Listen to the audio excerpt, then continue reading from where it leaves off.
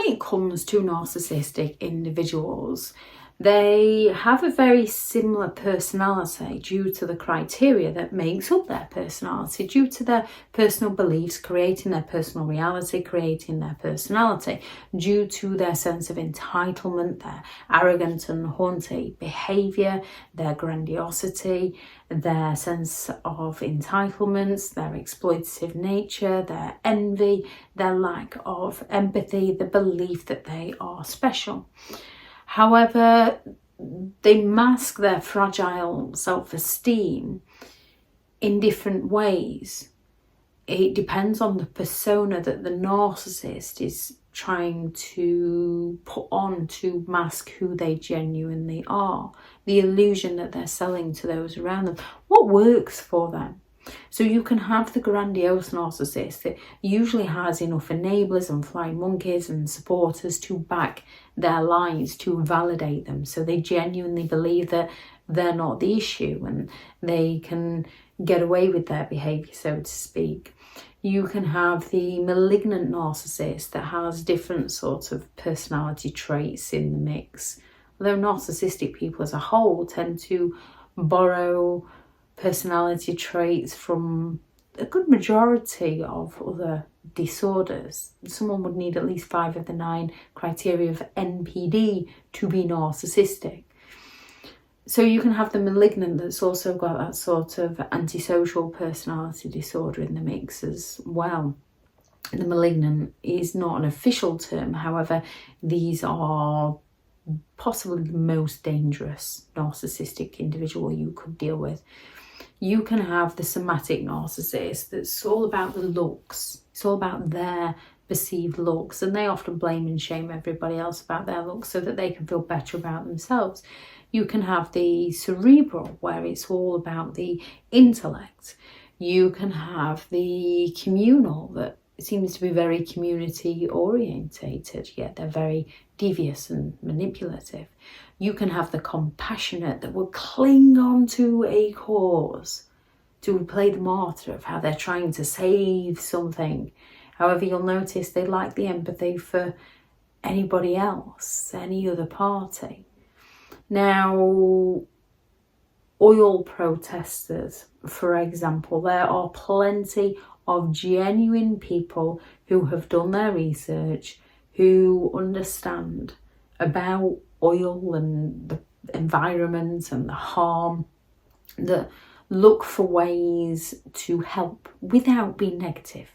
And then you have the oil protesters that will happily sit on the middle of the road. Yet when someone comes through because they need to get to hospital, it's an emergency, it's life and death, they don't care. Someone who is a genuine person, who is protecting their cause, might very well go and sit in the middle of the road because they're passionate about it. They want to be heard. They want someone to listen. They want to someone to understand their fears. Yet if someone came along and said, hey, my son's just been in an accident, I need to get them to hospital immediately, they'd be like, right, everyone move, we need to let this person through, because they have the empathy to care.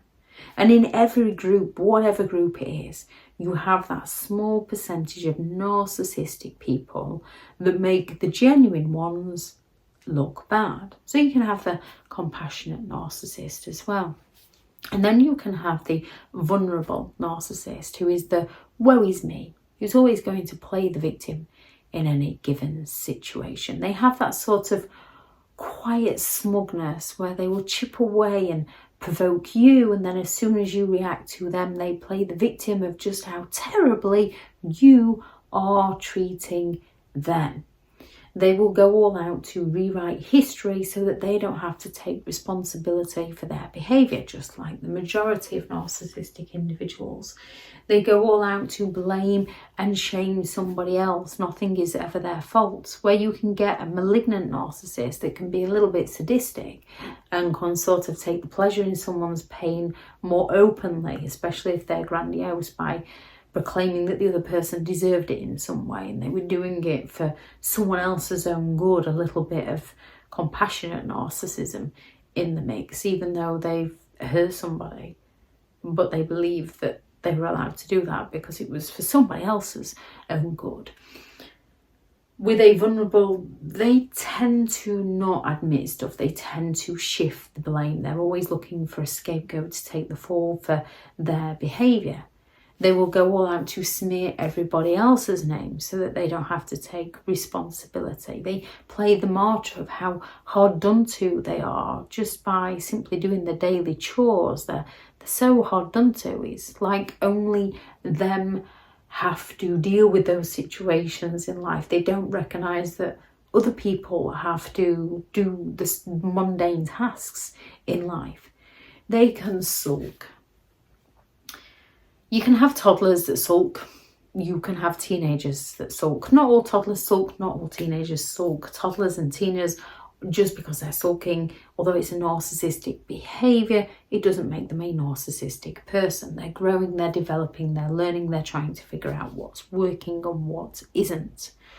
We can all be told no on something and we can all be offended. We can all feel like sulking at times. However, as a grown adult, we learn other ways to manage our feelings. With a narcissistic person, you dare to say no to them, they get offended and they throw the almighty sulk in an adult's body. And they expect you to go around and pander to them. The vulnerable might also damage property. They'll still find a way to blame you. Well, at least I punched the wall and not your face. You know what I'm like. It's your fault. You drove me to it. They will go all out to project out on you. They are some of the most sensitive people you could ever meet, with that mix of insensitivity because they lack empathy. So they will go all out to provoke you, and then they have that quiet smugness when they've upset you and they've hurt you. Same with that little bit of sadism in them, where they're pleased that they've hurt your feelings, yet they find a way, even though they're the one that's hurt your feelings, they find a way to play the victim, so you find yourself apologising to them for the things that they're doing to you. They will provoke jealousy within you and then accuse you of being jealous because they were originally envious of you. They will go all out to gaslight your reality, to claim something happened that never happened and deny something happened that did happen. They will act like they're listening in order to gather information from you. However, they'll often be wandering off somewhere. Their eyes are glazed over. They change the subject back onto themselves. They eye roll. They sort of look at the ground. They're not actually paying attention to you, only the things that they can use against you. They're some of the most negative, hard done to people you could ever meet. They have that weaponized incompetence. So they will fail to do something but claim that it's hard, it's difficult, they can't, you do it better. Well, they thought that you might like to do it. They're very lazy. They have those double standards, so they can treat you how you should never treat them. You should forgive them, but they don't have to forgive you. They're highly sensitive to criticism and will seek to instantly devalue and bring you down every time they perceive that you have criticised them. They hold a lot of grudges against others for the things that they actually did to other people. They will use the pity plays. They will use the fake illnesses to get out of things. They will guilt trip people. They will make people feel obligated. They only do for you in order to get something in return. Every action is a transaction with a narcissistic person. And when it comes to faking illnesses, they usually use the things such as headaches and bad backs, things you can't see. Some will go to the extreme of faking things like cancer in order to reel you back into their games. They have those passive-aggressive behaviours, such as the backhanded compliments. And if you call them out on this, they get offended, they play the victim, they fall silent on you. And now when someone has hurt your feelings, it's quite easy to fall silent as such on somebody. With a narcissist, it's that manipulative twist where they didn't get their own way, so they're looking to punish you in order to get you to live life on their terms. You can be mid-conversation, and if it's not going their way, they just walk off humming and singing away to themselves, which drives that frustration within you, and you can go after them, and then they've provoked that reaction that they play the victim, that you're the one that won't leave them alone. And they can throw some of the biggest temper tantrums you have ever seen in a grown adult, simply because things are not going their way. If anyone has any thoughts on this video or any signs you notice of a vulnerable narcissistic person, please do add those into the comments for people reading through. Thank you very much to all the returning subscribers and your continued support with the channel. It's greatly appreciated. If you are new to the channel, I'm Elizabeth Shaw. This channel is all about narcissistic behaviour to give you more understanding of the people you might be dealing with within your life, how to handle yourself around those people if you cannot go no contact, and different methods to find what works for you to help you understand and overcome narcissistic and emotional abuse. If you do find the information helpful on the channel, please do subscribe. If you are looking for further help and support in understanding and overcoming narcissistic and emotional abuse, I do have several online guides available, and those teachable links are in the video description.